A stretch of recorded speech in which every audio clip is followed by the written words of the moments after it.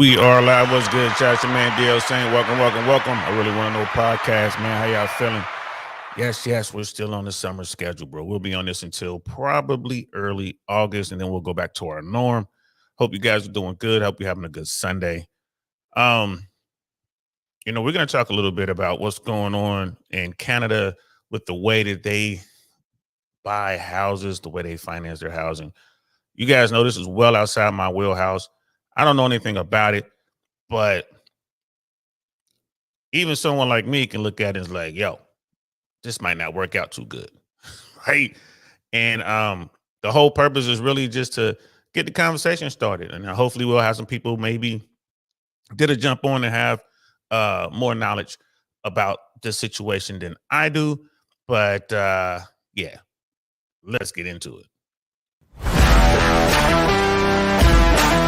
And we are live. What's good, y'all? Welcome.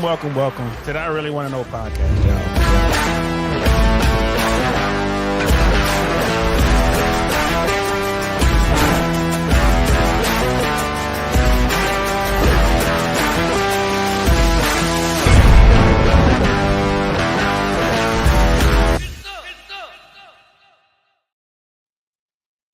Man, get some indeed.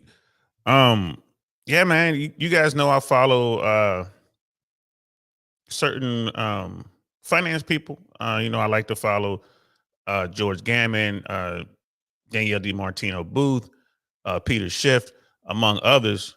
And then, there's always the talking heads that you hear on CNBC or ABC, NBC, CBS, that sort of stuff, Fox News, Fox Business is what I meant to say.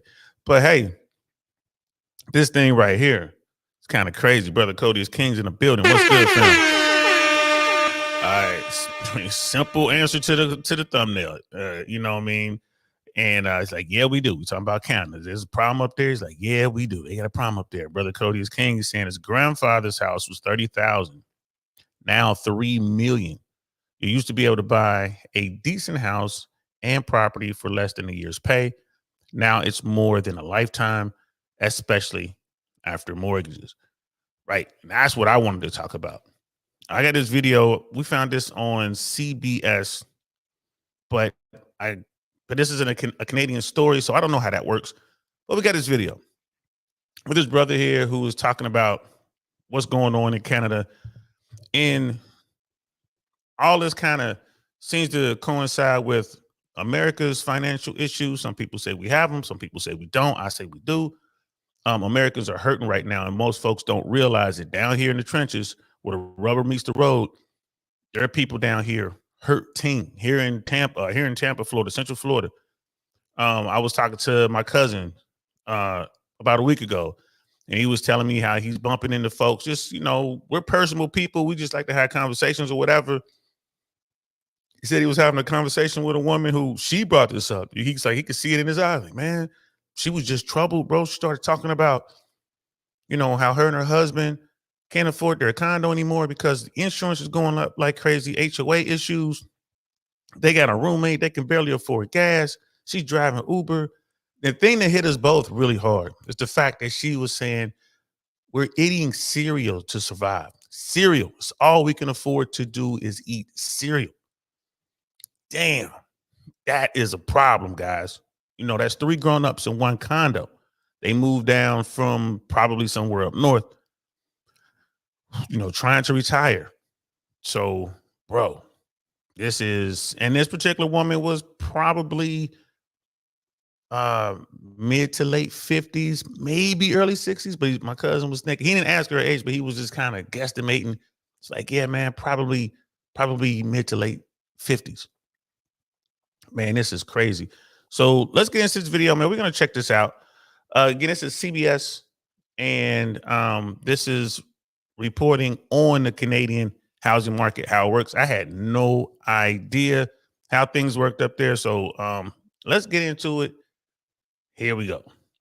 What would you do if one day your neighbor, who you've known for years, you see him building a bomb shelter?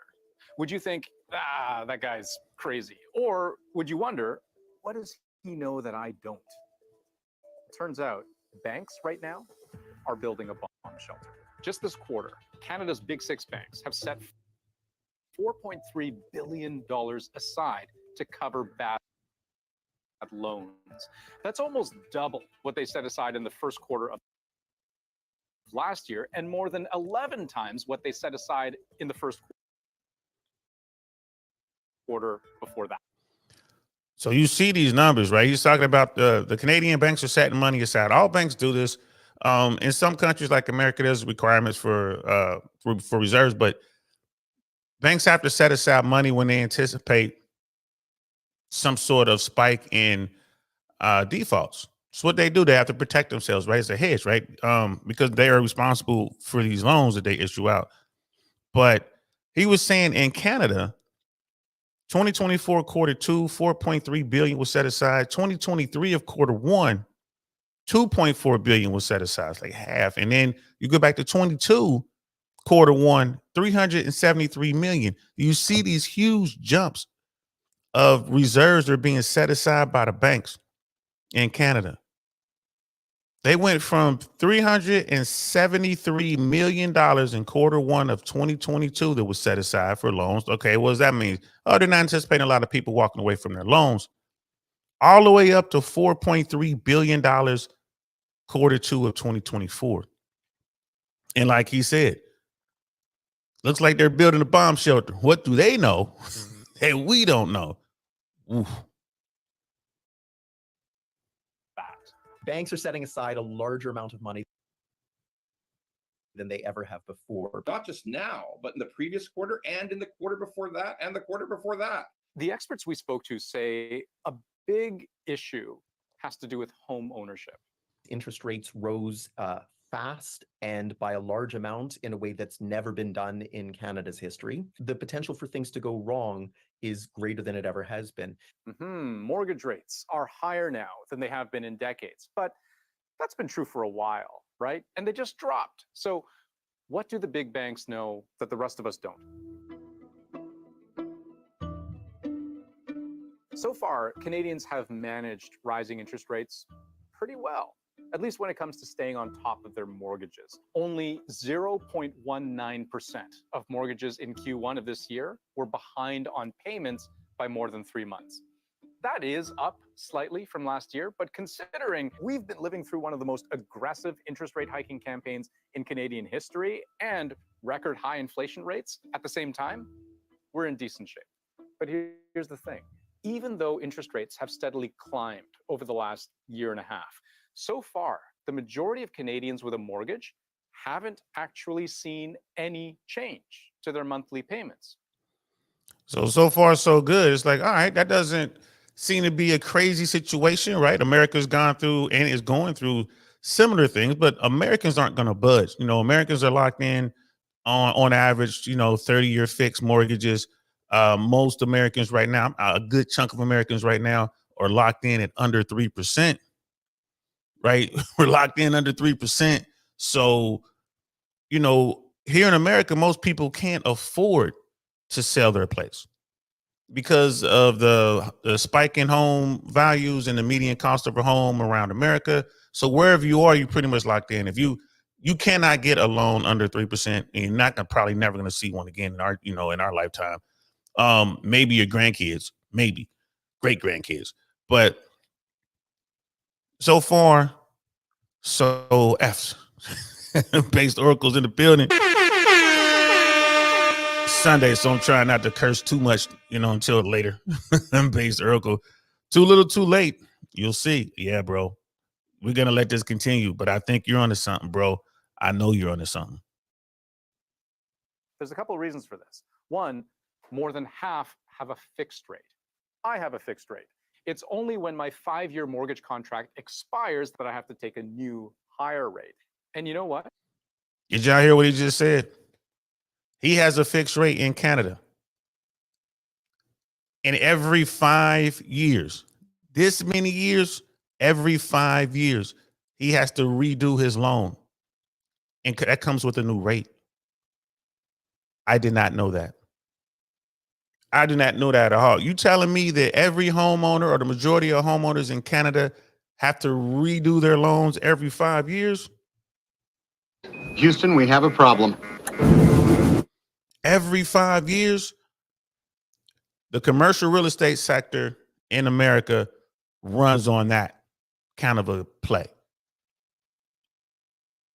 So if anybody wants to know what's going to happen with the American commercial real estate sector, all you got to do is watch the Canadian residential real estate sector and what happens with their mortgages.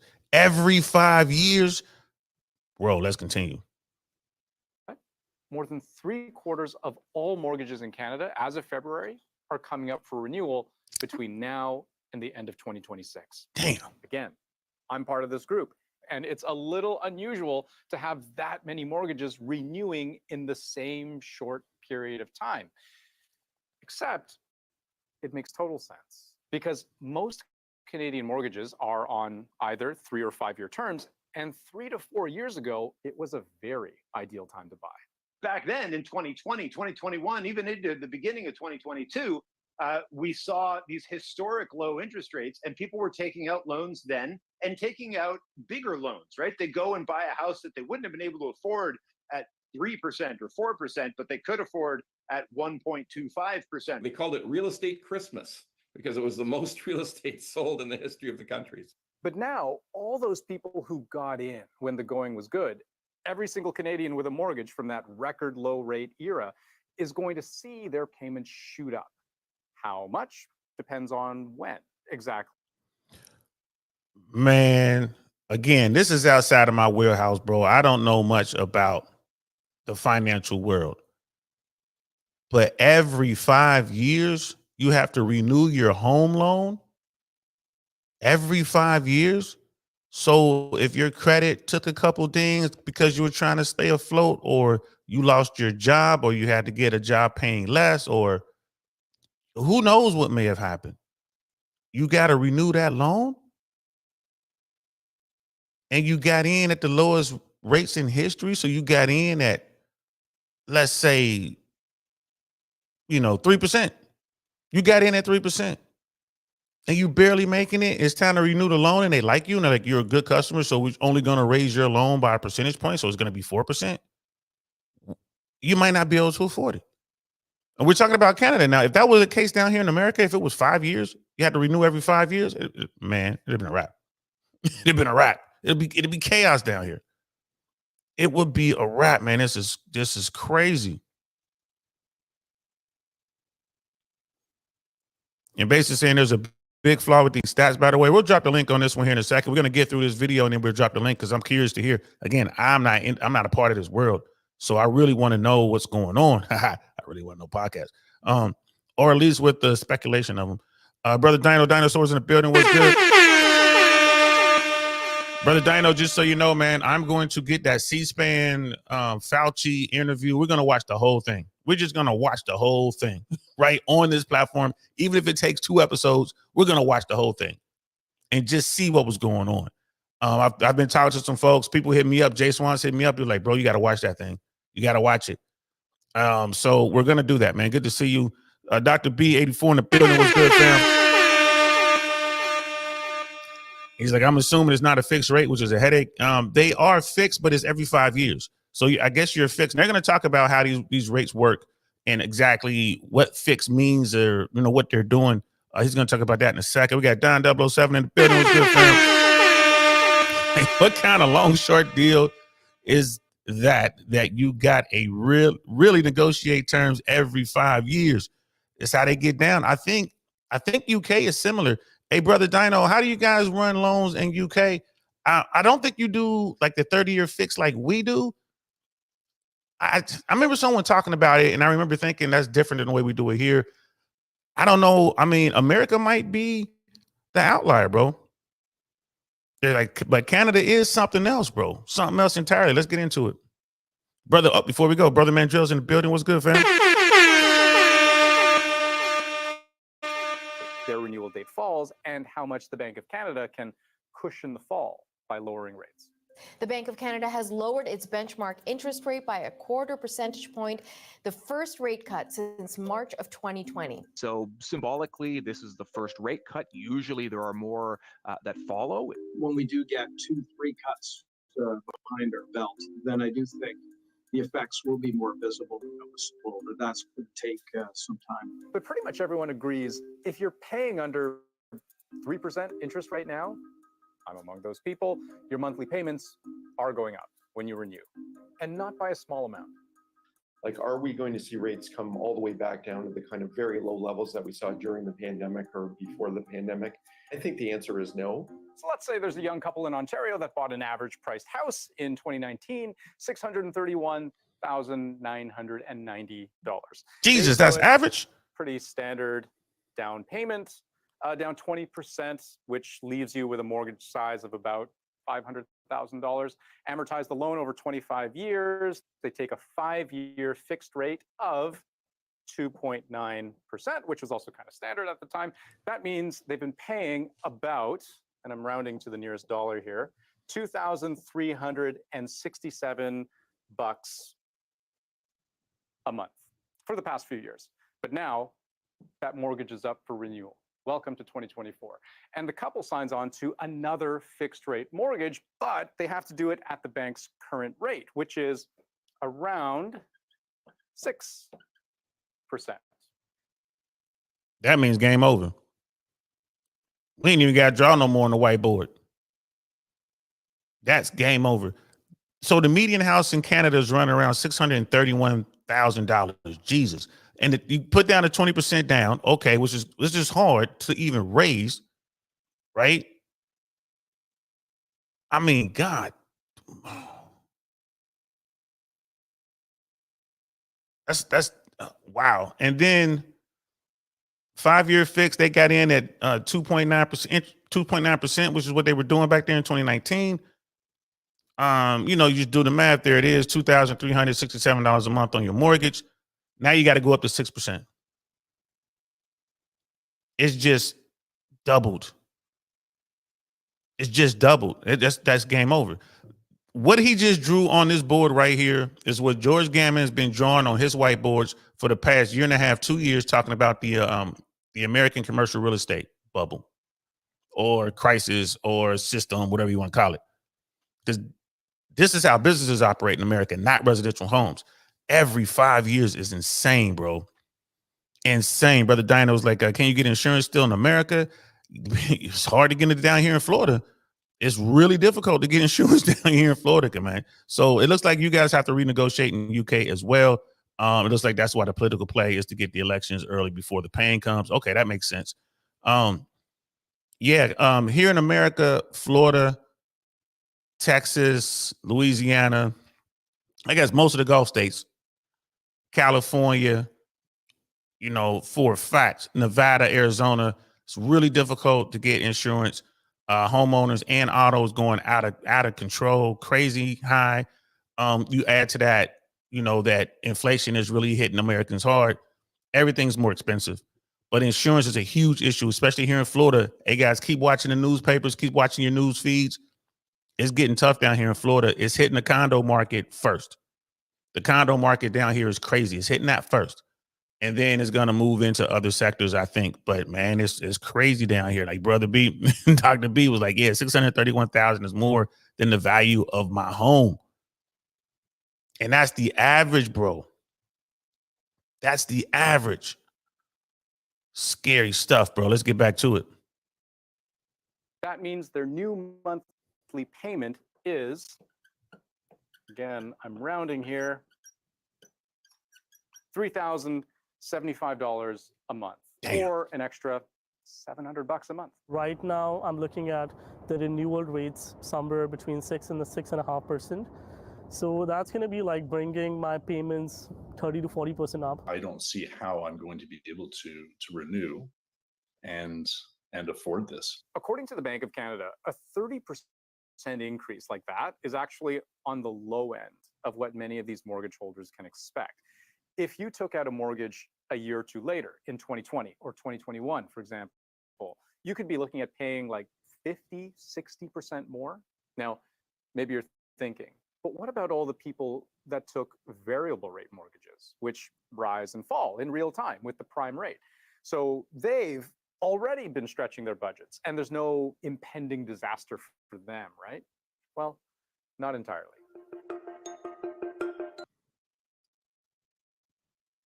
So looks like they have 5-year fixed mortgages and 5-year variable mortgages. Oh my goodness, bro. That's crazy. Because if you have variable, I guess those fluctuations hit you immediately, as opposed with the 5-year fix. You only have to worry about it every 5 years. This is crazy. Brother Old Joe is in the building. 1.5 million for a house in the hood where I'm from. 500,000 down, 7,000 a month mortgage. Bro, I left California about 3 years ago. And it was parts of Compton, Inglewood, Ladera Heights, which is supposed to be the Black Beverly Hills, but it's surrounded by the hood, all hoods on every side. Yeah, Ladera Heights, $1 million.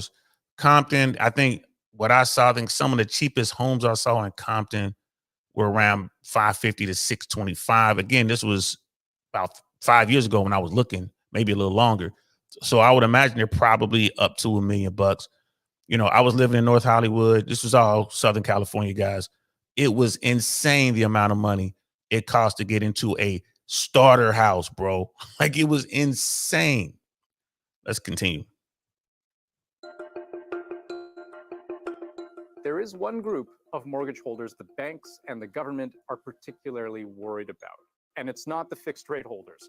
It's the variable rate holders with fixed monthly payments. And that's actually most variable rate holders in Canada. This is important. About 65% of them, 70% of them have not noticed any radical increase in their payment because their mortgage company sold a product where the payment did not go up when prime went up. Their payment did not go up when prime went up. That's the important part to understand, because it means you might have people ultimately paying more without even realizing it. Think of it this way. This circle is your $2,200 a month mortgage payment. At a relatively low interest rate, depending on the overall size of your mortgage, that might mean $900 of that payment is just servicing interest, with the other $1,300 actually paying your loan back. As the interest rate rises, maybe now instead of $900 a month, it's $2,100 a month in interest. But your contract says your total payments stay the same. So you're still paying $2,200 a month, meaning only 100 of those $2,200 are actually paying down your loan. At that point, I have news for you. You're very close to being underwater, stuck in a perpetual state of paying down a loan where you're only barely paying down that loan. Welcome to lifelong debt. The time it will take to pay off his mortgage nearly doubled, from 25 to 47 years. I wasn't happy when I saw that. At first, I thought it was actually a mistake.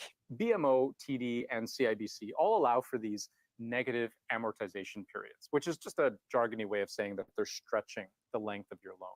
They say those kinds of terms actually help their clients weather interest rate hikes by, keeping their monthly payments stable, keeping them predictable. But you can't keep extending your loan forever. At the end of your 5-year term, things snap back to reality, meaning your payments shoot up. For those people, when they renew, it could be shocking, like legitimately shocking.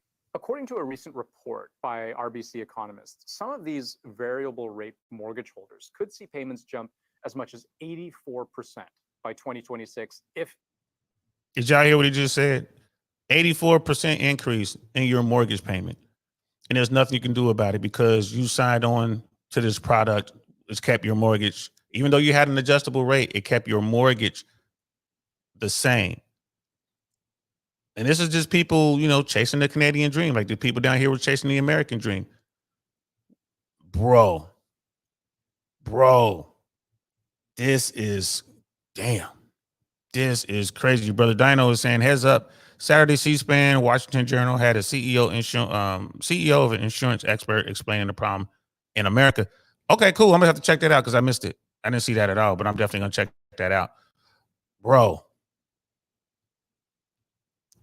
this is... I'm no expert, bro, but it looks like Canada has a problem. Interest rates do not decline. And remember, for some people, part of that will be because they've paid down so little principal. Worst case scenario, their outstanding loans could be nearly as big as they were at the start because they've just been paying interest the whole time. They might have been spending the last 5 years thinking that they were building up some equity in their home, only to find that all of that's now been eliminated. Now, luckily, most economists do expect rates to keep dropping. But according to that same RBC report, it still might not be enough to, quote, save this cohort. To get them down to a more manageable monthly increase, like 20%, they argue the Bank of Canada would have to lower its prime rate way down to around 0.25% by July 2026. Something they admit is an unreasonable expectation at the moment. The cuts are going to come at a slow and measured pace, not the way that they went up. So a quarter of a percentage point here or there is probably not going to be enough to save people, that if you're that much on the edge of the cliff that you're worried about going over.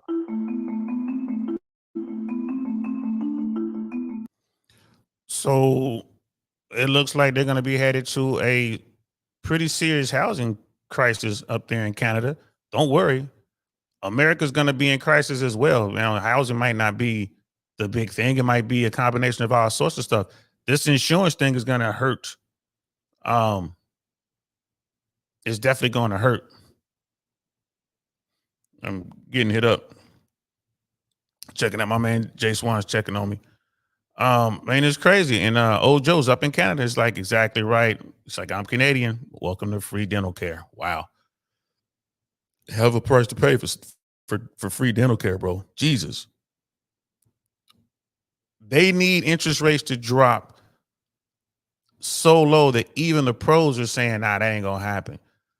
Down here in America, why are the business folks and the business lobbyists trying so hard to pressure Jerome Powell in the United States government, to do something about the interest rates, right? In particular, Jerome Powell, which the Fed is supposed to be separate from the government, but we know how that works, don't we?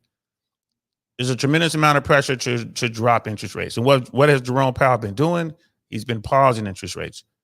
What should he be doing? He probably should be raising interest rates, but he's not going to do it. Wait until November. After the election, we'll see what he does. Collectively, we're just starting to approach the edge of this cliff. RBC estimates about $186 billion worth of mortgages are up for renewal in 2024. Damn. Next year, it'll be $315 billion. Damn. That's a ton of mortgage debt that was taken on at historically low interest rates by people who may or may not have been able to afford getting into the housing market otherwise. And a lot more people are homeowners now than they have been in previous generations. We've almost created this belief in Canada that if you're not a homeowner, it's almost like you're a second-class citizen. And so part of that belief then that we need to do whatever is necessary to get a home has put us in a position now where we get those dollars from banks. And so the banks are now more involved in the housing market than they've ever been before, which means that even if it's the same failure rate, 1%, 5%, 10% of mortgages go bad, it's 1%, 5%, 10% of a very large number now. The federal agency that oversees financial institutions is pretty clear about what all of this adds up to. For 2024 and 2025, it puts real estate and mortgage debt as the top risk for Canada's financial system. If anything's going to destabilize a market, it's disproportionately more in the mortgage market than in the others. Canada's two most expensive provinces have already started to notice a rise in missed mortgage payments, driven mostly by homeowners under 36 years old. And according to Scotiabank's chief risk officer, I didn't know that was a thing, but it is. Yeah, every bank has a risk officer, I believe. That's crazy. Man, America is definitely headed to some financial hard times. And, I talked to a bunch of people about this, and, my consensus is if America is rocked financially, if our system is in a lot of trouble, under a lot of stress, that means the rest of the world is even worse. So you look at what Canada is about to walk into. I'm pretty sure Great Britain, Brother Dino just said, over in UK, they got problems over there. There's going to be problems in Australia, New Zealand. And if the first world is having issues and money slows down, what do you think that means for the second and third world? We're headed for another global thing. Now, what I tell folks is no matter how bad it gets, America will be the first country to bounce back. That's historically speaking. Pretty sure that's what's going to happen again. But yeah, and yes, Ojo, I'm definitely gonna drop the link here in a minute. We're almost done with the video. As soon as the video is over, I'm gonna drop the link. Definitely want to hear what you have to say about this. Let's continue. Is the number of customers they consider vulnerable increased by 22% in just the last quarter. Most of those people are also in the Greater Toronto Area or Vancouver. The old rule of thumb in my day was you spend about a third of your income on housing. Now you'll hear anecdotal evidence, particularly in places like Vancouver or Toronto, where you'll hear 70 to 75% of income is being spent on housing. So in those cases, then, if they have to reset at a higher interest rate, it's the house that's going to go down first. So you start to see why banks are preparing for the worst. And it's not just the threat of mortgage defaults, it's the trickle-down effect those higher payments could have on everything else. Because before anyone's going to risk losing their home, they're probably going to start cutting corners on other things. And data shows many already have. We might take on more credit card loans. We might end up not paying our car loans or our lines of credit to try to keep up with our mortgage payments. Those are really good signs of stress in an economy. And there are real concerns. We're seeing some problems with the ability to repay those loans because Canadians have been so stretched and so thin over the course of these last 2 years. Every analyst we spoke to agreed. How bad this gets depends on the Bank of Canada. If rates drop substantially over the next few months, we could actually avoid a significant shock. But based on what we've heard from the bank so far, a slow, gradual decline is still more likely. Bro, damn. That's some, man. Like, we're headed for it, guys. We're headed for some craziness, man. Some craziness. There's the link right there. Would definitely want to hear what you guys have to say about this. Again, I can't stress enough, I am not an expert. This is not my wheelhouse. We're just here to look at this and collectively put it through the old think tank. Arch, nothing gets past the old think tank.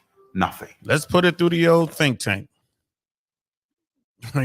Brother Dino's like, no recession, DL. 272,000 new jobs in May. It's a soft landing. Retailers and big oil prices. Nah, bro. Nah, bro. Not here in America. All the talking heads are saying the same thing now, bro. It's definitely a problem.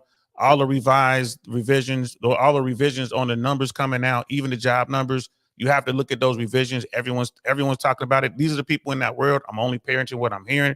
We got brother Ojo in the building. What's good, fam? Hello, DL. How are things today? Oh, all is well. You know, it's a cool, easy Sunday.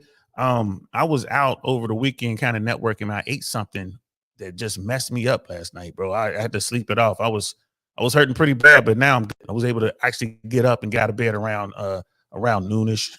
So other than that, I'm fine, man. How you doing? Good. Hey, first of all, I want to say, great show you got going there. I'm really enjoying your content, and you have a real talent for interviewing. So I think you're going to see growth in your channel. That's my prediction. Hey, thank you, brother. I really appreciate it, man. We're trying over here. You know, got to do something when you get retired. I probably have to come out of retirement. If I'm right, if Brother Dino's right, then I can keep doing this. I ain't got to worry about it. But if I'm right, I'm gonna have to get out here and find a way to make some extra cash. Perfect. Hey, I'll go really quickly through my point. My practice is never to stay too long up on panel, but the points you're making are excellent, and I'll take you through my experience quickly. So here in Canada, what we have is a prime minister that is desperately trying to cling on to power in the face of extreme unpopularity. So what he'll do is he'll flash out social programs, like I said, free dental care and other things. And in order to pay for them, he'll fire up his printing presses and print cash, which means in the end, there's inflationary pressure. So our dollar is devaluing like crazy. When it comes to real estate, what happens? And I didn't exaggerate. So I'm talking in Canadian dollars now, which are worth about 75 cents, I think, 73 cents American, something like that. What happens in our neck of the woods, and I'm talking about in the hood when I mentioned that price, my wife and I were driving around looking at houses to purchase. And, you know, we found a small house, once again, high crime neighborhood. and the asking price was $1.5 million. So we did a mortgage calculation, and we would need to come up with $500,000 in cash in order to get into the house, and then that would put us at $7,000 a month every month mortgage, which nobody makes. So what's happening now in Canada is that everybody is putting in illegal suites. They have to. You may have two families living in your basement and you live in the upstairs, and this is a degradation in quality of life. It's not the same quality of life as if you owned your own home, you could barbecue in the backyard. You're now living in an apartment that you pay big money for. And if you walk around the neighborhoods that I'm in, you'll see stop work orders because issued by the city. They're always pasted on the front door or in a window, which means these people have been caught trying to put an illegal suite in and have been given a cease and desist order by the city. The end result of that is they won't have enough income to cover their mortgage. So in our country, these large social programs lead to inflation. Government spending, basically, like you would have with Biden down there. Government spending leads to inflation. They can either tax you more or they can increase their money supply by printing more money. And you will wind up in either situation with a reduction in quality of life. So I'm here to warn you guys from the other side of the border. Things like free dental care, things like that, all these social programs sound great. They are exceedingly expensive, and they, in the end, reduce your quality of life. They don't improve it. Like, I will never own a home like my father. My father didn't graduate from high school. He owned a construction company. He was able to buy 40 acres in our hometown for roughly $60,000. This was in the 70s. I can't touch a house in the hood now for 1.5 million. So that's where it gets you. Bro, that's insane. So even in your scenario, if you and your wife had moved on that home, let's say you managed to get the money up, you're like, okay, we're going to get in here, we could barely make it. Would you have to renew that loan every 5 years? Typically the way it works in Canada, and I'm not sure about the mortgage in the States, you can, the average mortgage is a 5-year renewal, either a fixed or a variable. You can go up to 10, but in doing so, the bank will hedge against their risk and charge you a higher mortgage rate. The banks are smart. They do this for a living. So if you want a longer mortgage for more security, the mortgage rate that they give you will be up above prime further than the 5-year fixed one. So it's in your best interest to keep that 5-year fixed mortgage because in the short term, it's cheaper. However, when that 5 years is up, you're going to renegotiate at the new mortgage rate. And like that guy was saying in the video, you may be looking at an increase in mortgage payments that's astronomical that you can't meet. And this is when you get mass foreclosures. That's insane, but because here in America, you're looking at the most popular, instrument is the 30-year fixed. And then, there's 15-year fixed out there, but most folks, they go into the 30-year fixed loan. And when you lock in something under 3%, that's for 30 years. No, and then it's like, so no one's gonna, if you're smart, you're not gonna sell and try to move, right? Because you'll never get that low again as far as the interest rate goes. And then the median home in America is around 400,000 now, median. But of course, certain markets are way higher and certain markets are way lower. Bro, my goodness. Yeah. So that's the difference here. Here's a little piece of advice I would give. I don't know how the mortgages work in the United States, but here in Canada, you can negotiate with your bank to allow you to pay off a maximum of 20% of the principal if you can scrape it together yearly. That's on a yearly basis. Some of the mortgages require you to do this on your anniversary of your mortgage. We negotiated with the bank to allow us to place money on the principal at any time we wanted, as many times as we wanted, up to 20% throughout the year, which meant if we had $800, $1,000 spare, we went and put it on the principal of our mortgage. We were able to pay our mortgage off in 5 years doing that. So if anybody is ever in a position where they negotiate the mortgage, that's something that I would look at as well. But nowadays, the houses are so expensive that you'd never manage that anyways. That's a fact, bro. And the big issue now with America, homeowners, especially people who either bought or redid their mortgages when the rates were really low, they're not moving. And then you have the condo folks. Here in Florida, that's a huge issue. Homeowners association fees have gone way up. Like down in Florida, we have a problem with hurricanes.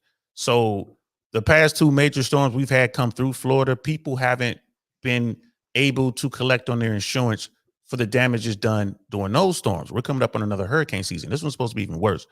And then you have, because of that, HOAs are raising their rates because they have to come up with additional insurance. All of the insurance companies were pulling out of Florida, Texas, California. It is insane right now. Like, the perfect storm is set here for America. It's not going to be just, it's not housing per se, but it's the insurance and auto insurance. There are Americans down here, bro, they can't afford to buy food. They go to the food pantries. They go to the places where they can get, free groceries and eat a meal for free. And this is today. We haven't even gotten into the worst of this, bro. Are you guys experiencing anything like that up there? Oh, you bet. So I'll give you examples. I'll give you some prices that we're looking at right now in my neck of the woods. So remember, my prices are in Canadian dollars, so reduce them by, I guess, a quarter.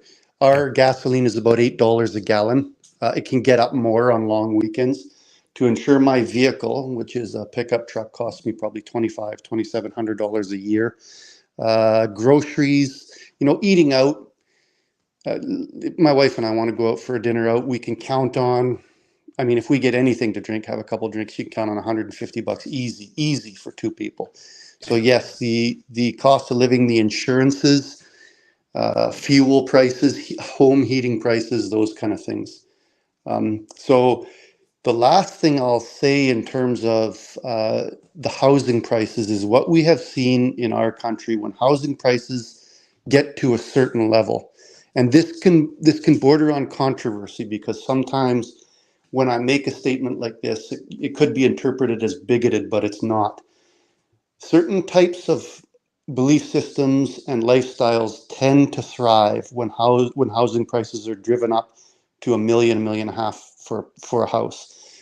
The people that don't mind having 4 and 5 families living in one household and paying that house off together do really well combining incomes, building very large houses on large lots. The issue that I have is that I want my own home. I don't want to be living in a house where my older brother tells me what to do with my family. Do you see what I'm saying? Exactly. Yes. So this is where that goes. Who owns property? Who controls the property? What kind of lifestyle are you forced to lead? It's not just that the houses are getting more expensive. It's that a way of life disappears. Neighborhood barbecues with your buddies, kids playing in the park, those kind of things become less common as people are forced to take more high density living, like condos and apartments. Where I came from, we had a neighborhood, where everybody, played on the same neighborhood ball team. I'm in a condo now, and I don't know the guy across. I don't know the guy on the other side of the wall. It changes your lifestyle entirely. So that's my piece there, DL. That was a great point, brother, and I'm with you 100%. I understand exactly what you're saying. We grew up in the same era, even though we're in different countries. I grew up playing on the same baseball team as all my neighbors in the neighborhood. We played in a band together. We went to the same schools. Like you said, there was the barbecues. Hey, the Johnsons are barbecuing today. And we didn't have to ask to be invited. Everyone was invited. The kids were playing with the slip and slide, which is like a little device. You get wet and the kids just run and slide down it or whatever. I don't see that anymore because we're in condos. We're in, like you said, high density housing situations, and we don't know our neighbors. So I'm with you 100%, brother. And same thing. I don't want to move in with my brother and my cousins and my sisters. You know what I mean? We grew up for a reason. I want to have my own space, but we're forced. That you might be right. That part of our life might be a thing of the past. That's right. And the only thing I think we lost that was good out of that era, and I don't know if you ever saw these things, but we used to play lawn darts in the back, and those things were deadly, man. Yep. Those big darts. So I don't miss them. But other than that, man, I think. All right, APL. Thanks a lot, man.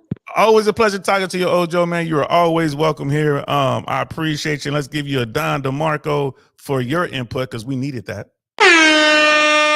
Don DeMarco. And we'll be talking to you soon, brother. Yeah, see you later. Take care. That is crazy. I had no idea that our way of life was so similar to our Canadian brothers and sisters to the north.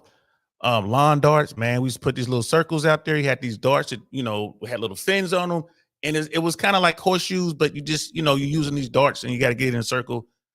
Yeah, bro. We used to play dangerous games as kids. We would throw those things up and just run back and forth and see who was brave enough to. The things weren't like super sharp, but you know, they went into the ground. If it hit you, it would hurt, bro. It would hurt. I don't know what the Canadians were using, bro. Maybe they were using the axes. I don't know. Shout out to Ojo, man. I appreciate that. There are a lot of people out here who are not necessarily burying their heads in the sand. I don't think they're doing that. It's just here in America, we're so busy trying to make $1 out of 15 cents. We're so busy trying to keep our families fed and educated and housed and clothed. We're working 2.5, 2.5 plus side hustles. We're out there constantly working, and we don't have time to look up and smell the roses, so to speak. We don't have the opportunity to follow this stuff, right? You might, in passing, throw on some news, and then, okay, what news are you watching? Who's paying that news broadcast to make that expose, right? They don't have time like I do to sit around and catch these random one-off, exposés on what's going on in Canada, what's going on in Australia, what's going on in London, in the UK, what's going on in Germany. We don't have time to look that up because we're too busy. Like you get a break on your job from your main job, you get a break. What are you doing? You're working on the side hustle.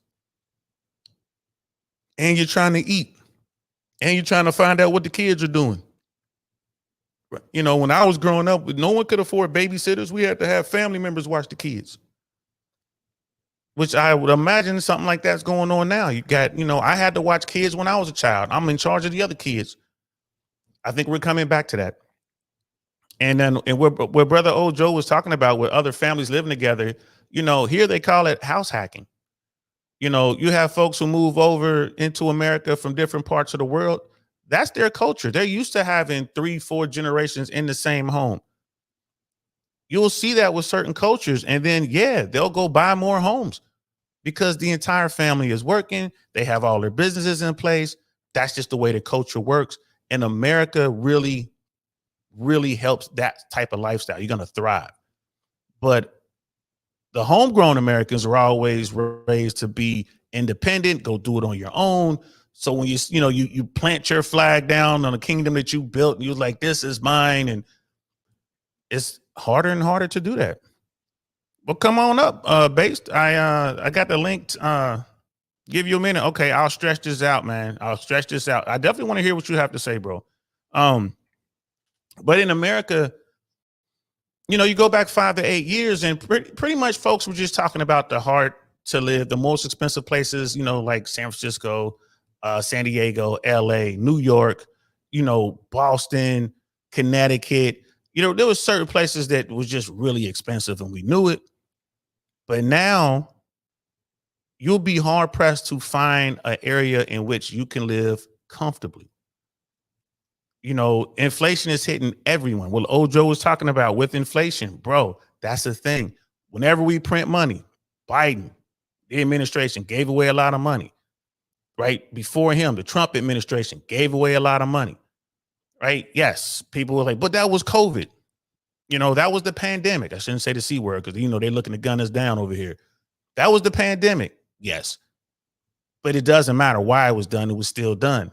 That had a serious effect on inflation. Serious effect. Right? You can't just keep kicking the can down the road and think, well, these problems are just going to go away by themselves. They're not. They're not. Whoever becomes the president of the United States, this time around, whoever wins this election, I'm not sure if they're going to be able to turn the ship. I just don't. Neither one of these guys have a plan. And both these dudes love to spend money. And Congress isn't doing their job. So I have no idea what's going to happen. I really don't. No idea what's going to happen. This is going to hurt. Period. This is going to hurt. Brother NT Den in the building. What's good, fam? Like, I live in a condo and I make it a point to befriend my neighbors, to say hello. It requires me to be on this tablet a little less and go out and touch the grass. That's a good point, bro. That's a good point. And it's not that hard to go out and say hello. It's not that hard to make eye contact and wave. It seems that we've all been programmed because we're so busy. Keep our head down, keep moving. There's so many people hitting you up, trying to sell you something or asking you for something. And, you know, you want to be careful around other people's children, you know, because things escalate sometimes. The world has changed, but you're absolutely right. You're absolutely right. And you know what? I'm going to challenge myself to be friendlier, which I know I can. Just instead of just saying hi, maybe, you know, chat them up for a hot second or whatever. Get to know my kids' friends' family. Our kids are playing together and we don't even know the parents. That you know, we should do that. Maybe I'll even go to when they have community events, kind of go to the community events. You know, if you're on a community property somewhere, there's always community events, something at the pool, something in the playhouse or whatever. I'm sorry, clubhouse. There's always something going on. Maybe I'll be more outgoing in that way. But you're right. But here's the thing, guys. I hope folks, if you know, take time to watch this platform or other platforms. Like, again, we don't know what's going on. I'm no expert, but you know, do your own research. Start looking at some stuff on your break if you can. Try to read one article. You know, maybe try to watch something. If you can squeeze it in there. I know you're busy. I know you got a lot going on, but if you can squeeze it in there, give it a try, and then begin to try to prepare. How do we prepare? I'm trying to find some financial people. Someone reached out to me on StreamYard, and I believe he's in the financial space. So we're trying to work out a time on the schedule to get that going.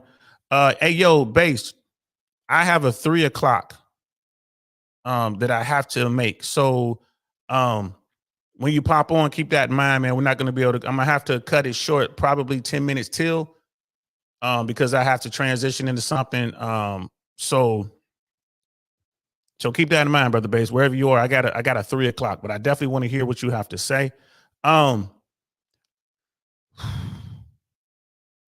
gonna try to get some people in the financial space and see if we can come up with some ideas so folks can start trying to put away a little money, a little something for this rainy day that we know is coming. We know the storm is coming, right? We see the dark clouds. So we're going to try to get some folks over here who might be able to help, give some ideas on how to save a little bit here, save a little bit there. Maybe even put some money away for, for your future. I mean, even though it's bad out here and there's blood in the streets, we still might be able to find a way to put money away, either via 401k or just some other sort of savings mechanism, maybe CDs or something like that. Base Oracle's in the building. What's good, fam? What up, man? How you feeling, brother? Pretty good. How about you? Oh, man, I'm feeling great now, man. I was feeling horrible last night, bro. Felt like I ate some of those marine MREs or old T-Rex or something, bro. I was jacked up, man. That's beyond horrible. Oh my God, it was that bad, bro. That's near go to the hospital type shit. Oh my goodness, it was like, bro, I'd rather be drunk. This is horrible. I don't know what I ate, man, but it tore me up. But anyway, I know you got something to say about this, bro. I'm curious to hear. Yeah. So just to let you know, I didn't hear probably the last 20 minutes or so, other than when I was just hopping on. And I think this will segue nicely into what I'll mention on the whole housing thing, mortgage, is you were saying, people can still put money away, right? They can still store resources, right? You can find a way to. Yeah, what I was saying was the part you missed was I'm reaching out to folks in the financial field, people who know that world, and we're going to try to get them on and come up with some ways that possibly people can store, still save money and put money away. So let's talk about that real quick. Okay, cool. So I'm not a financial expert, no financial advice. With that said, you mentioned, for instance, I think bank 401k, stocks, that type of thing, right? Yeah, CDs, I get some CDs or something like that. Sure. So this is a piece, right? It's a part of the pie.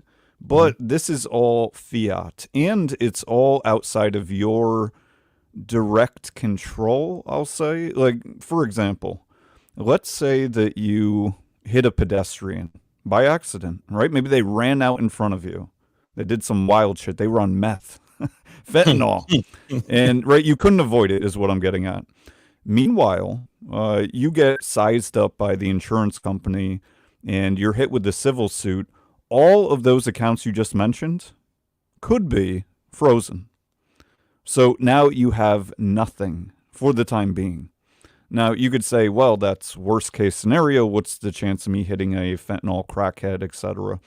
I'm just getting at the point. There's many examples where that money of yours, quote unquote yours, can be locked up, not to mention subject to fiat currency, inflation, the devaluing of, which I was going to segue into this whole mortgage dilemma, what's going on with the market. Yeah. So, I don't blame you for covering this, and I'm certainly not shitting on you or the idea. I mean, what you're looking at is valid. With that said, this is, I think, looking at the checkerboard instead of the chessboard, right? The housing market, to some degree, like when we talk about mortgage interest rates, is a reflection of what's going on with inflation in totality, right? In times of, just as a general trend, I'm sure you can find nuance to disprove this, but as interest rates for the consumer go up, like say your bank account is getting 10% interest, right? That'd be crazy. Haven't seen that in years. For real. And people get all sorts of excited. Oh my God, 10%, that's so good. Meanwhile, you have to look at the big picture of inflation and what's happening with our currency, our debt levels, etc. And the truth is, the financial system is far too complicated, convoluted for the average person or even above average person to truly understand and follow. So, I don't blame you for having or wanting to have on some financial experts. Although I think it'll be more of the same. I think I already know how those are going to go. It'll be some kind of commonsensical advice that's oriented towards the mainstream. So I was going to mention, for instance, when you talk about stowing away wealth or savings, right? And you mentioned these mainstream fiat currency mechanisms, right? The bank and savings stocks. That's fine for a piece of the pie, a piece. But ignoring, for instance, the longest standing currency of all time in history, gold, silver, precious metals, which have intrinsic value. Okay, fiat currency has zero intrinsic value. It's all based on trust. If the US, for instance, or Canada, whatever, were to turn off their currency tomorrow, a wheelbarrow full, which most people don't have anyways, would be worth nothing. Yep. Right, at worst. So I'm just saying, it would be very wise, I would think, for somebody to, for instance, buy some gold, silver bullion, to have that as a piece of their pie as well, right? Now, and again, when you buy this, you don't buy it gets a certificate. You actually get the gold, the silver, the precious metal. They give it to you. You keep it. Yes, and you have the accountability to directly secure it. You can put it in a safe. You can store it under your fucking mattress. You can do whatever you want with it. But it's totally up to you. Unless somebody comes in your house and confiscates it or steals it, it's yours. It can't just get locked up, frozen up. If, not that this would happen to you, but I'm just saying if the government decided to fuck with you or, via a civil suit, etc., right? Divorce court. I don't know if you've been involved directly, but, having all of your accounts frozen up, you now have nothing for the time being. Yep. Right? You could be a millionaire and have no money, be broke for the time being. Now, you may be able to get some of it or all of it eventually released. But again, the idea of having all your eggs in one basket, and if you only are dealing with fiat currency, I think that is a inevitability. I mean, that is what it is. I agree with you. I've had friends tell me for decades, like, hey, man, they keep an eye on gold, silver, like you said, precious metals, and you can actually hold that. I have friends that would open up their safe and show me their gold. Like they come in like coins, you got bars, and I would see it like, oh shit, I want to do that. Because like you said, you have to look at the totality of the pot. All right, so we got these instruments with the bank, like you said, within fiat currency. And to folks who are like, man, fiat currency doesn't work. It's working now, but yeah, it's not real. I get that. It's not like back in the day, you know, back in the 40s. Right. Back in the 40s or before, you can take your fiat currency and exchange it for the equal amount in gold and walk away with gold coin or whatever. You can't do that anymore. You can't walk in with a fiat currency, give it to the person, and they're going to give you that amount in gold. It's just because you don't do that anymore. So you have to have it. So you're going to have to look at that. You know, you got your fiat currency stuff. You got your instruments out there, your CDs or whatever you invest in the country. But then you also have the gold. And then people like George Gammon talks about this. It's like, yeah, you know, I'll go out and buy watches. And it's like, I got these watches. You'll never see me wear them, but I have them. If something goes wrong, I can put my watches in a bag and leave. And there's going to be some value. Someone's going to pay me money for those watches. As an example. Well, sure. I don't know. I'm kind of assuming he's referring to gold watches, designer, yes, high end, like you're talking like the Rolex and all that kind of stuff. Yes. Yeah, but to be clear, I mean that's fine, I guess, for further diversifying. I don't even know if I would call that liquid assets. I mean, watches. But you know, some of the value would clearly be in the metals. I mean, if we're talking gold watches, and what would be better than gold watches? Gold. Gold would be better. Yeah, just gold. Yeah. I mean, for instance. Yeah, Peter Schiff is huge on that. Peter Schiff, I want to say the majority of his career, he's been talking about gold. He was on Patrick Bet-David. In fact, he was saying, I got this watch on. He showed everyone his watch was, I forget, 14 karat or whatever karat, solid gold. So it's like, yes, if something goes wrong, this is, you know, I can use this to get as money to barter or to get whatever resources. So now the other thing I want to mention to you about like the stats that were coming out, and I'm not going to quote them. I don't remember exactly what they were, and it doesn't matter. The point is, you know, there's this saying, and I'm really a numbers guy, right? I like stats. I like the idea of stats. However, figures don't lie, but liars figure. There is a stat to support anything that you can think of, at the very least, indirectly, circumstantially, and at the most, directly. With that said, looking at 5 years, 10 years, kind of what I'm getting at is cherry picking timelines can be a very slippery game, you know, to invoke fear, to invoke feelings of security, you know, wherever it's coming from, whatever it may be. I think it's, I don't want to say useless. It's not useless, but it's almost like giving the average person who's never going to dig deep enough into these matters to truly understand history, timelines, the big picture is what I'm getting at. That these stats can be, it's tricky. It gives a lot of people who, again, don't look further into it, the illusion, the perception that they actually understand the big picture. And that's the problem is, you know, a lot of times with cherry pick stats, something is being invoked. There's some goal to come from the presenter.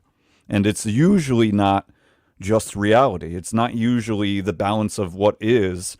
It's usually to invoke an extreme feeling, right? Which would go hand in hand with entertainment, right? Any attention is good attention. We're seeing more than any time ever, I would think, sensationalism being the real currency. I mean, just how sensational can a clip be, or an idea, a headliner, right? It's all about invoking an emotional extreme reaction. And the more the better. That's how it's viewed. Yeah. That's a fact. I mean, and that translates into money. I mean, if you look at YouTube or Instagram or whatever, clicks, bro, get eyeballs on there, get people to watch their retention rates. People are saying whatever they need to say and do to get folks to watch. You know, you look at someone like me, I'm boring. Why? Because I'm, you know, sitting here trying to figure it out. We got folks there in the chat. We got smart folks here. Just like Brother Cody is king. We're gonna challenge each other. Yeah, bring up that comment. All right, so gold may be good to hold money. Okay, so I'm going to correct you right off the rip. It's not that it may be. It is the currency of all time, throughout all history, all countries. So it's not a may, it's a is. Not a great way to grow your money. So that is true. You're absolutely right. And we were not talking about growing money. We were talking about securing wealth, right? Building, you know, savings, however you want to look at that. But yeah, it should not be looked at unless you want to day trade, which essentially would mean that you're a gambler. Then yeah, it should not be used to make money. Fighting on a Sunday. Look at you boys. Get up here, Cody. I'm fucking ready. Well, here's the deal. I have to go with 3. So if you guys want to battle, that's fine. But I'm gonna have to shut it down probably 10 minutes to 3. I have a commitment. I gotta be there. But yeah, Cody. You know what I mean? If you can, I know Cody is probably out there tied up or whatever. But well, and here's the thing: it was a correction because your wording was inaccurate. So that's exactly what it was. There's Base doing the base thing. You know what I mean? The friendliest, the friendliest Marine out there. My favorite grouchy Marine. And yeah, Cody's like, yeah, later. Because am I grouchy or honest? Am I grouchy or honest? You're an honest grouch. Can we go with that? don't you go placating Cody. He just meant he'll come on later. No, he will come on later. Yeah, he will come on later. How gonna, you know what I mean? It's like, oh, you gay. Yeah, there it is right there. Yeah, was you in the Rainbow Battalion in the Rainbow Regiment? Come on now. I gotta get the jabs in. Gotta get the jabs in. Yeah, bro. yeah, I know. Everyone taking shots. Everyone's taking shots, man. Is the avatar not enough for you? You gotta implement. You gotta invoke. Gotta invoke, bro. What's the latest with the whole Andrew Wilson thing, man? Is that gonna happen? Or you guys still working on it? Well, I mean, the last thing I told you, that's still the that's what it is. No change since last time. Okay, yeah. With that said, I do have a debate coming up this week with Alex playing with fire, and apparently, I mean, it's looking at the moment it's going to be a 2v1, Alex and Ashley versus May. So, what are you guys what's the topic? You guys going to be talking about pickup artistry is detrimental to society. At least that's my position. That's what I was going to guess. I'm like, it kind of adds to your thing there. Like, you know what I mean? More bad than good. Not to say it's a binary, not to say there's no good application, and that's true to most things. So right. I can kind of see how that's going to go. Because the Alex dude, I've never met him, but I've seen enough of his content, and he is 100% all in, bought in on pickup artistry. Yeah. I'm break that ego investment. Yeah, like I said, bro, like pickup artistry is just another tool. Can it be good? Yeah. Like anything used the wrong way, it could be bad.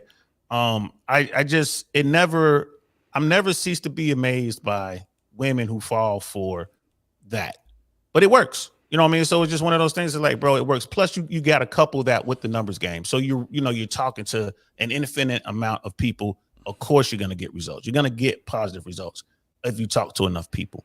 Right. But let's say that you get quote unquote positive result, i.e., you pick up the woman, right? You dick her down, all that stuff.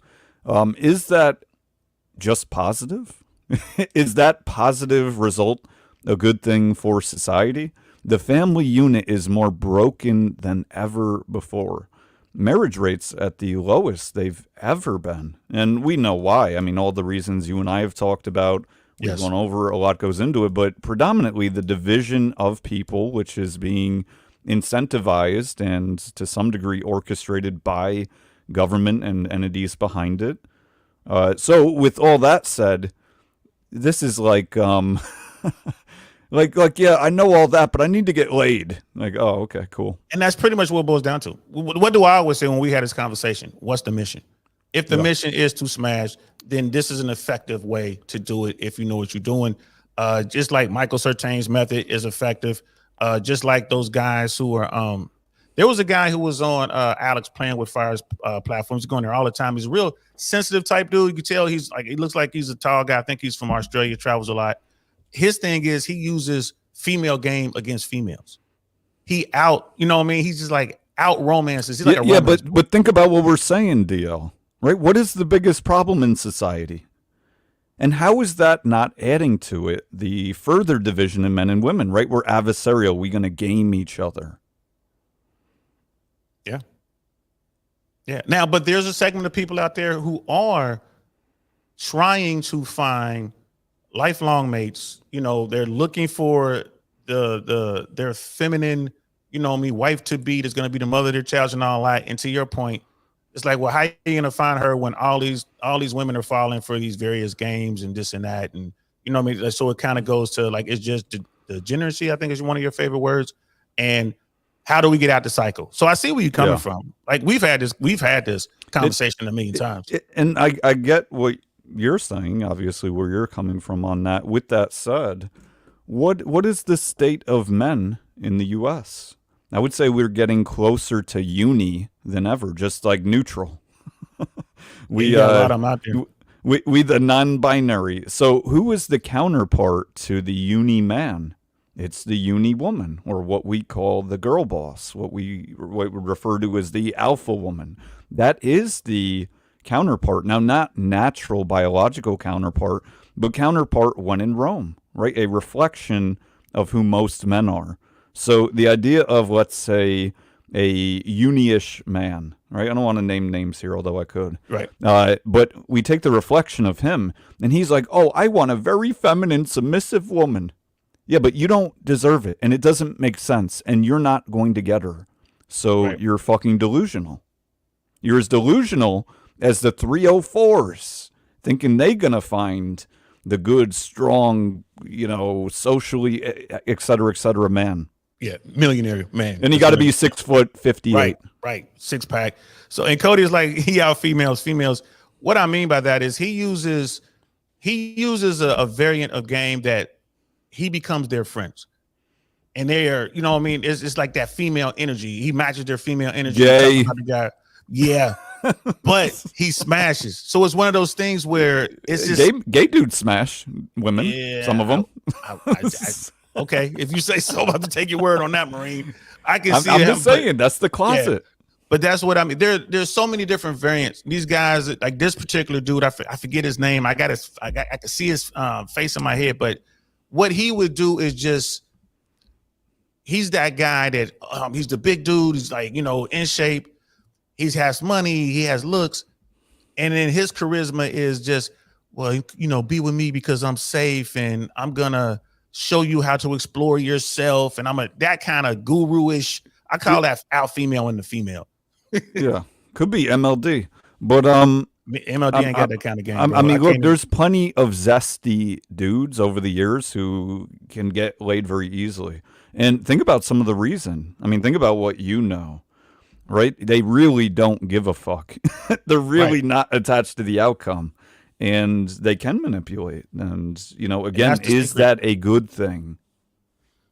I'm gonna tune into that, man. Don't let me miss that one, bro. Definitely let me know when you guys are gonna do that. I'll clear my schedule. I want to watch that Thursday. I want to watch that. I'm gonna watch that, bro. Thursday. Yeah, I'll make sure. I'll make sure I watch that. You don't got to be live. You go. Yeah, it'll be recorded. Yeah. Team replay, and that's gonna be on your platform or his, or you're gonna do. I think it's gonna be dual streamed. Dual stream. Okay. I mean, I don't know if all the details are worked out yet, but and I may come with somebody, but probably more likely I'll just do a 1v2. All right, that's cool. You know what I mean? It's, you know, you're outnumbered, but you're a Marine, supposed to be outnumbered, just like paratroopers supposed to be surrounded. It is what it is. That's in my happy place. Yeah, got them just where you want them, bro. So I'm about to wrap this up. But yo, your final thoughts on the, like, I don't know if you didn't see the video, but the housing market thing in Canada, I didn't know they did 5-year terms on their mortgages. Every 5 years you had to redo, other words, get a new rate. And that is the problem we're having with our commercial real estate here in America. So that's gonna be ugly, bro.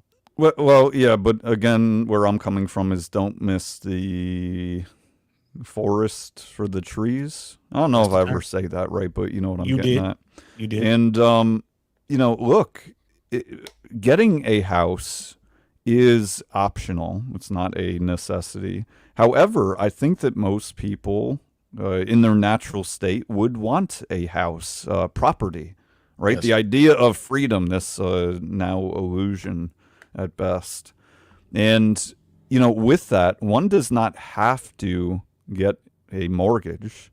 But obviously, I mean, you know, given however you want to look at it, the economy, job market, most people are set up, well, you're going to have to be really good. You're going to have to make a lot of money resource in order to not be in that position where you can buy a house outright. But I'm just saying, it's not as if people are forced into it, but as the middle class goes away and the lower class gets lower, you're right, there becomes a bigger delta between the classes, right? The elite, quote unquote, and the poor, which is pretty much all of us. You know, as that happens, buying a house, period, is going to be less and less of a thing for your average person. You're right. When we get to that point, it's kind of to old Joe's point. In order to get a home, you're going to have to team up with friends or family members. Like, you're not going to be able to just go in and buy it on your own. You're going to have to buy the house with, you know, your brothers, your sisters, your cousins, your whoever, your mom, your dad. And then, you know, all of you guys pull your resources just to be able to maintain that. And then if you're lucky, get some equity, maybe you can go ahead and get a second house. But as far as just going out, you know, it used to be the American dream was you have a house, a wife, 2.5 kids, and a white picket fence. I think that's in the rearview mirror. I don't know if we're ever going to get back to that. But I'll say finally, you know, maybe some food for thought here without delving into some of the definitions of these things, that in a truly free market, this wouldn't be the case. We wouldn't be here. Probably most people would be able to buy a house outright. Now, it wouldn't necessarily be a super nice house, but, you know, this is where we are. You know, we've handed over power, so much power, to the government, and thereby corporations that are really behind the government, or the other way around, however you look at that. And, you know, we've become kind of powerless in many ways, that people are not willing to do the work to take back that power. It would require too much sacrifice for most people to be willing to do it. And therefore, rather live in our delusional, drugged up state where, you know, just making it by day, you know, oh, I could get fast food out today. Cool. Instead of, you know, looking at where do people really want to go? What do people intrinsically want? And I think the answer is, you know, most people really are looking for love. And, you know, that has been bastardized, and people have been kind of funneled in and allowed themselves to be funneled into what they perceive as the next best thing, which is the feeling, like the good feeling, right? The idea of happiness. Happiness at the end of the cigarette, at the end of your bottle, right? The end of your Happy Meal, whatever bullshit. Netflix, social media. Yeah, pickup artistry. Yeah. And again, and I'm not anti-gang. I just, you know, it is what it is. You can't say it's not a problem. You know what I mean? Yeah. It is what it is. That's why. So Cody's last comment there. Yeah, totally agree. Yeah, it's a great point. You know, if you can't afford a home without being consistently at risk of losing it, how are you better than a slave? I mean, it's a great point, bro. It's a great point. So we got to wrap it up, man. Base Oracle, I appreciate you, man. Don DeMarco, to you, man. Don DeMarco. Yeah, hopefully I didn't sidetrack you too much there. You don't give a fuck, Marine. You know you sidetrack me. That's what you do. You know what I mean? It keeps me sharp.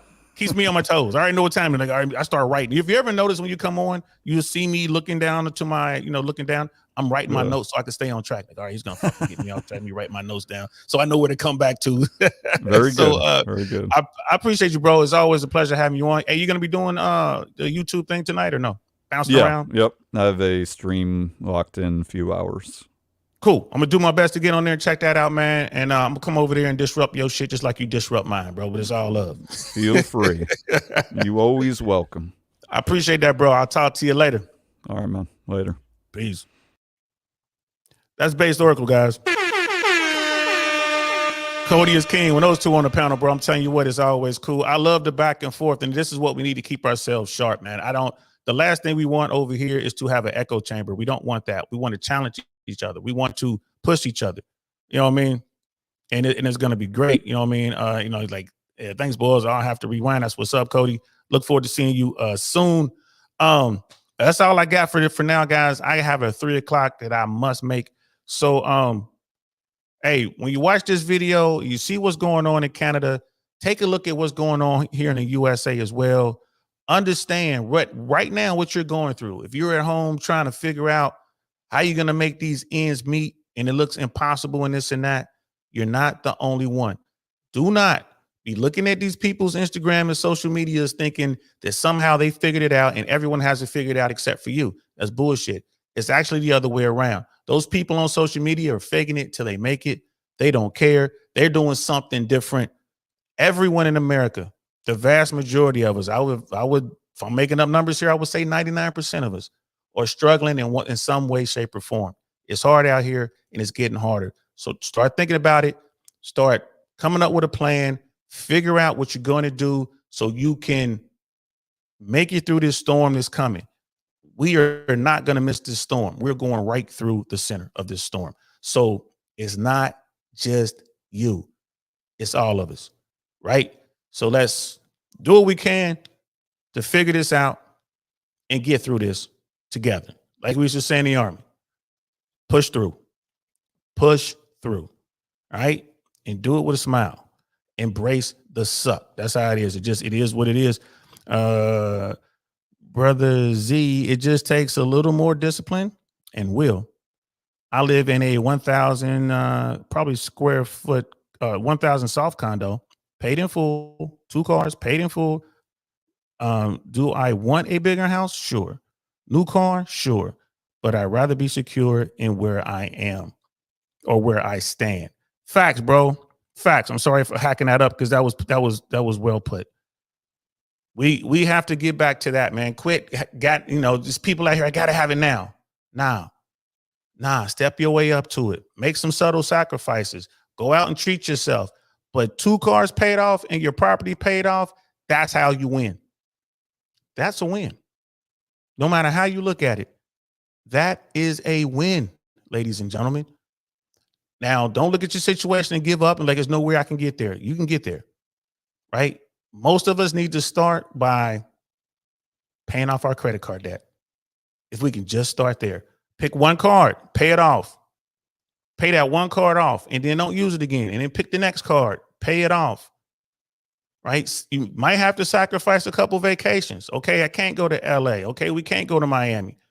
But we could do something home. We can figure out something. Maybe you start there, right? So there are many ways to do it. We're just going to look at it. We're going to see how it is. He was like, damn, autocorrect. That was square feet. Okay, cool. That's cool. I ain't mad at you, bro. I appreciate you. So I got to go. Y'all know what time it is, man. I'm DL Saint. This is I Really Want to Know podcast. I hope this helps somebody. Let's stick together. Let's help each other. Let's get through this. It is going to get a lot worse before it gets better, folks. At least that's my take on it. I hope I'm wrong, but best to be prepared, right? It is what it is. This is I Really Want to Know podcast. I'm going to talk to y'all later. Peace.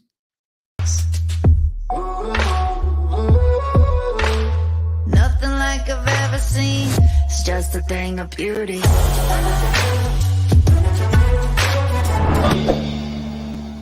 Darn, that's the end.